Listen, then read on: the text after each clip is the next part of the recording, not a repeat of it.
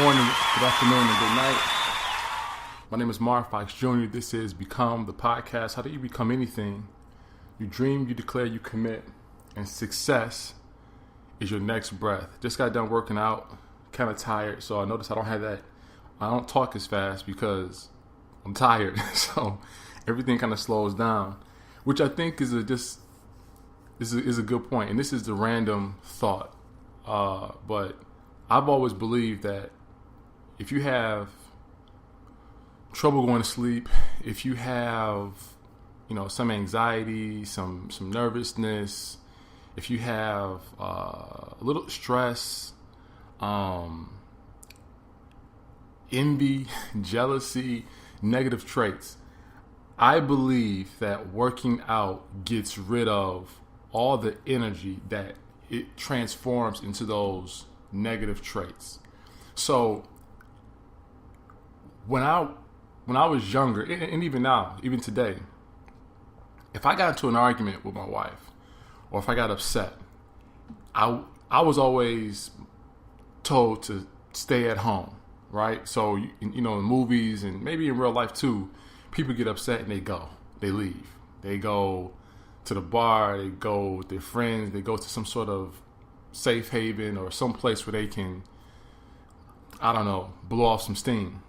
Well, my father never did that. My father and my mother, they never did that. They never left the house and went off to the, who knows where to figure it out. They always stayed in the thick of things, and they either argued it out, they talked it out, they thugged it out, whatever the case may be. But they stayed in the same place.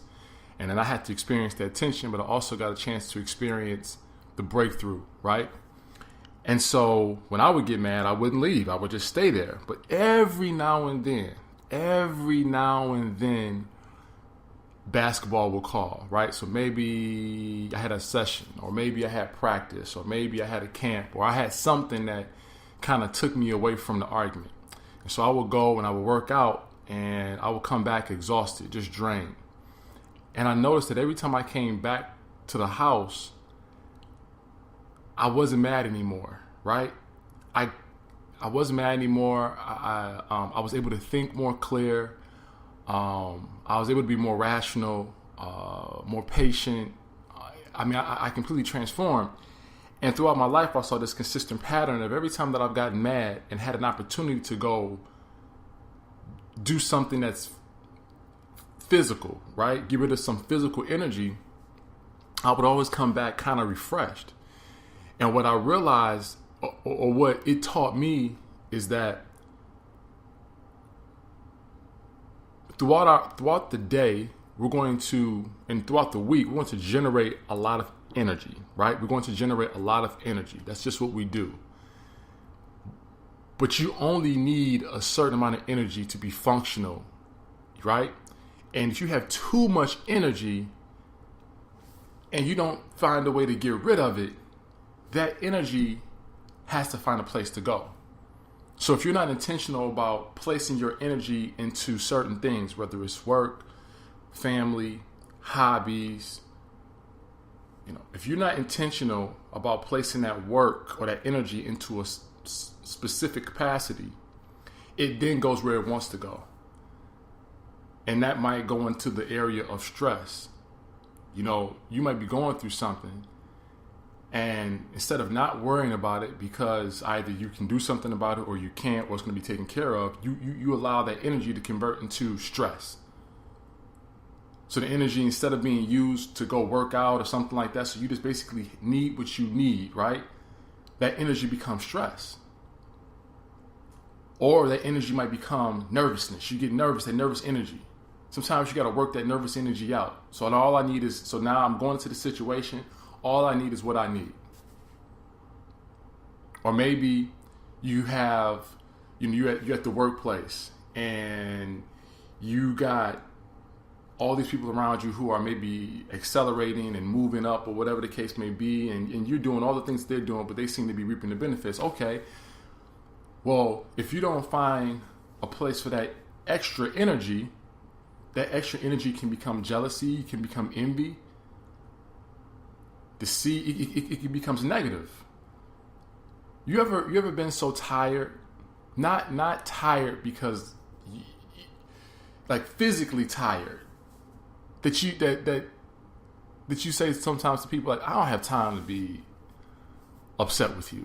Like, I don't even have the energy to be upset with you. I don't even have the energy to even allow my mind to, develop some angst and some anger towards you. I don't even have the strength for it. I think that's a real concept. I think that's a real thing. Being so tired or being so drained that you simply don't have the energy, the extra energy to give to somebody else. You don't have the extra energy to be mad, to be spiteful at someone. You don't have it. And I think some health problems kind of develop because sometimes we have too much energy, or we haven't been specific or intentional about giving certain things our energy or putting our energy in certain directions. And so what happens is we feel as the energy decides on its own, well, since you're not going to use me, I'll just go over here, or I'll just go over there. I'll just develop into this. Since you won't find a place for it, I'll just decide where I want to go.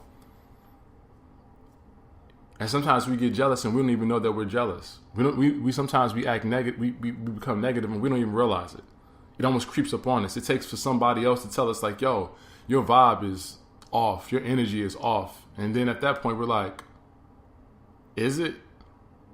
Probably before that you get combative.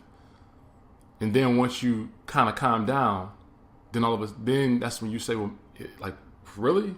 And then someone says, well, here are a list of instances in which you were negative, in which you had something negative to say, in which your behavior was negative. You were acting funny. You felt some kind of way about something that normally you don't feel some kind of way about. Right? And then that's when we realize, you're right.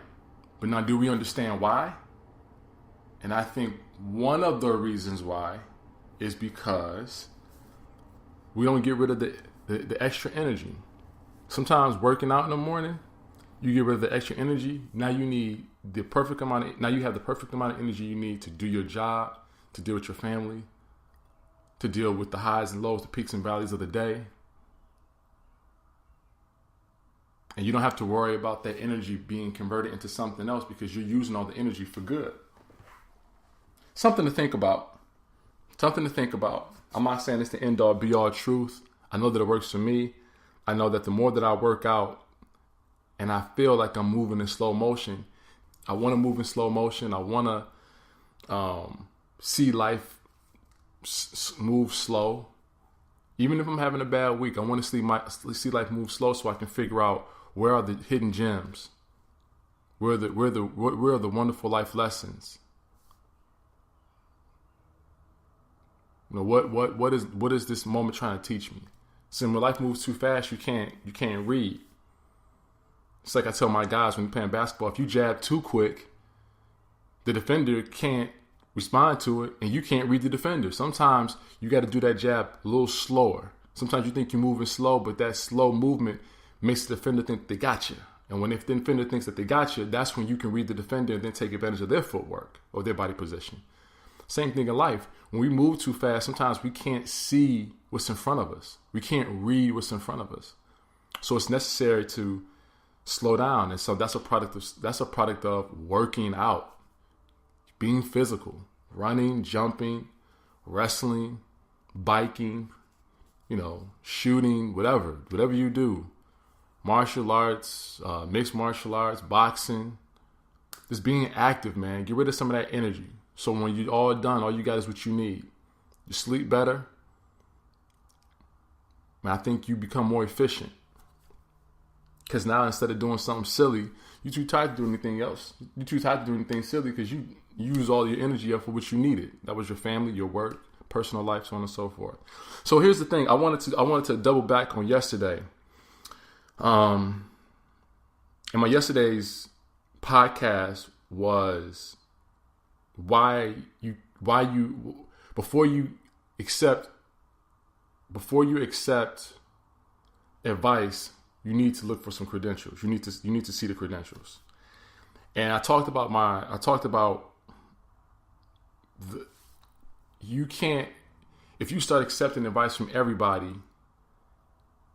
and if you start to accept advice from just anybody, you might be wasting your time. Number one, you might be wasting your time because that person may not have the credentials or the experiences to really, really help you, or that justify them helping you, or justify them giving you advice. That's the first thing. But the second thing is, if we allow everybody to give us advice and they don't have any credentials, we might be doing them a disservice by allowing them to give us advice, because we may be distracting them from their purpose indirectly.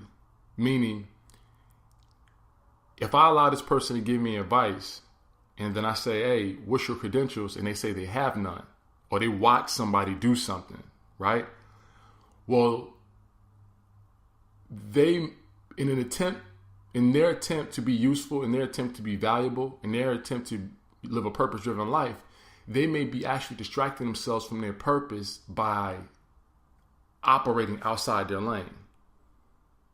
So they have a lane, but they're jumping into these other lanes to give advice, and they can only maybe touch a few people jumping outside their lane. But if they were only willing to stay within their lane, they may be able to touch hundreds, thousands, millions. But when we allow people to give us advice about things that they know very little about, they develop a false sense of confidence, a false sense of value, a false sense of purpose. And they start really believing that they are an expert in an area of skill or area of study, right? And it's a false sense. It's like you're only giving me this advice because I'm letting you, because I'm listening, because I'm being patient and I'm being polite. But if I put you, but what I'm saying is, if I put that person in their place and say, listen, what's your credentials? What experience do you have? Then it will lead them to believe that you're giving me advice about something that you know very little about. Now, here's the question. What do you know about? I know that sounds silly, but what do you know? What knowledge base are you familiar with? Okay, talk to me about that. Someone wants to tell you about real estate. Someone wants to talk to you about real estate, and you want to jump into real estate, but they have no real estate experience. They just one time sold their house, or they just one time bought their house. That does not make them an expert on real estate, because there's so many different avenues. Talk to a real estate agent. Talk to somebody who's in real estate. Talk to somebody who had a career in real estate. Don't talk to somebody who just sold their house or who has a house. That doesn't justify that person.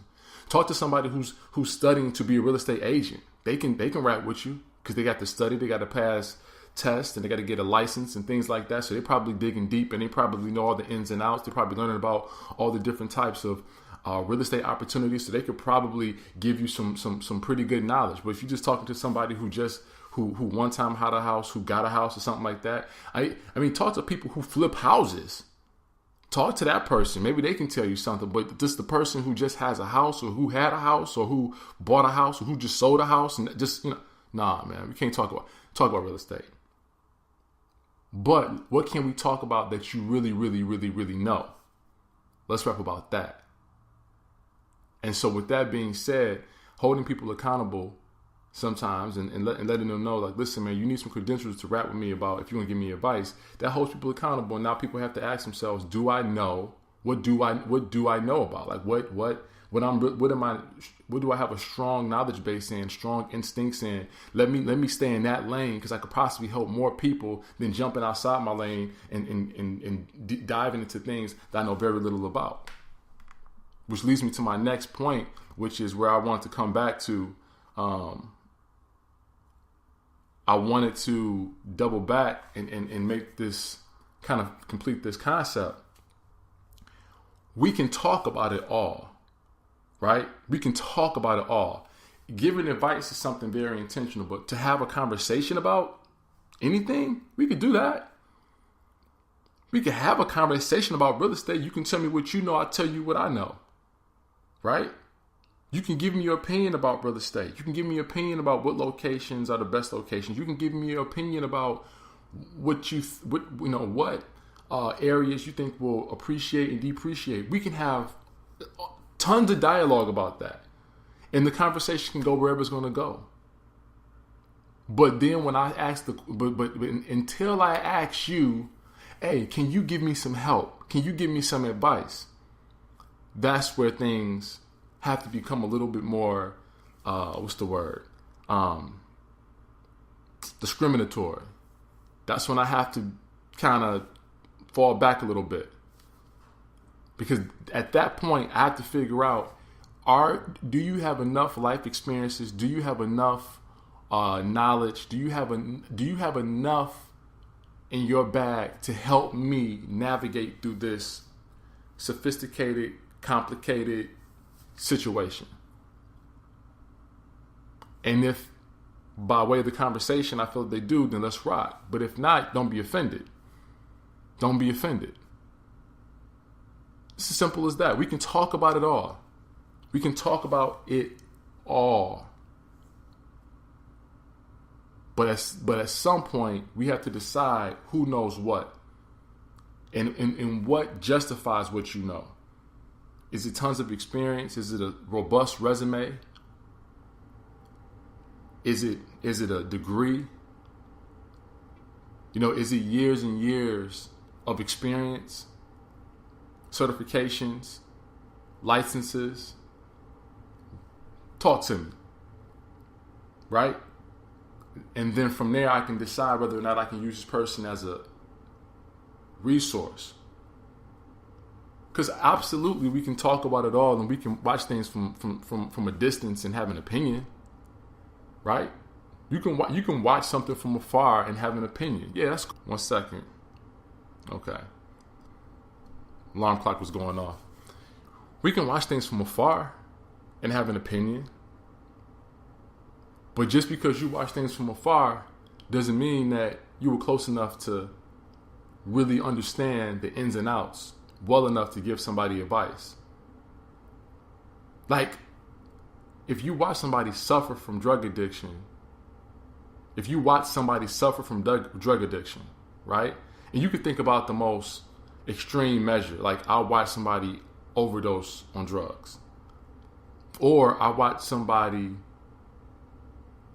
suffer from drug addiction over a course of time, whether it was painkillers or whether it was some sort of medicine that seemed to be helping, but over the course of time, you realize that they became dependent upon that medicine, and it started to control their lives, right? And so that's another form of drug addiction. It may not seem as ill as the one where somebody passes out, but you notice that, wait a minute, that drug addiction had a very ill effect on how that person was able to like move forward in life. Okay, now there's that person who watched those both extremes and everything in between, but then there's the person who went to school and learned about it on a different level, who learned about maybe a pharmacist or somebody who is in medicine, right? And I don't know how you learn about drug addiction, but I'm assuming there's some way that you can learn about it on a more in-depth level where you understand chemistry, and because you understand chemistry and you understand biology, you understand how the chemistry impacts the biology, and then you understand the effects that it has, both short-term and long-term. Who do you seek advice from? Who do you seek advice from? And then maybe you have a similar situation where you say, okay, this person has been through it. This person has been through it, and they've had to suffer. They've watched this person, declining because of the drug abuse. Okay, now maybe it's dealing with someone, a social worker or something like that, but then talking to somebody who has actually had to live with somebody who suffered from this. How did you deal with this loved one? Maybe the counselor or the social worker may not be as informative or as knowledgeable, or may not have the experiences or the stories that the person who actually stood side by side and watched a person decline. That might be the person that you need.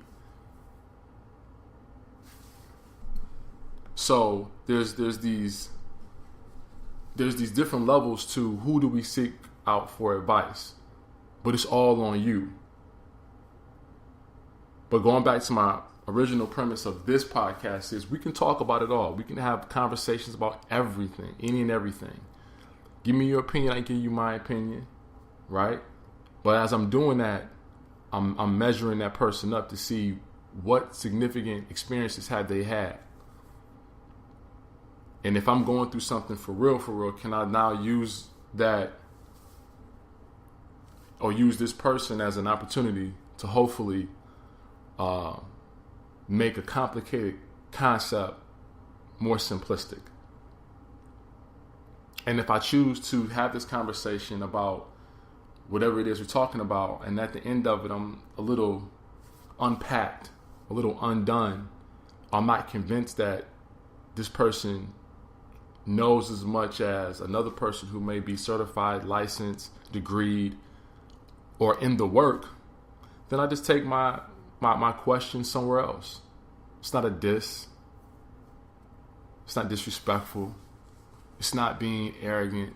It's just being choosy and just going off of your gut and saying this person knows a little bit more, and that's, so I'm going to talk to this person.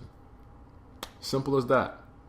So with that being said, I'll let you guys go. I guess the main 3 points are, I only like to take advice from certain people because I want to make sure that my time is being spent properly. But at the same time, I want to make sure that I do my due diligence. I do my part in making sure that I don't allow people who don't have any certification, who don't have any credentials, to rap.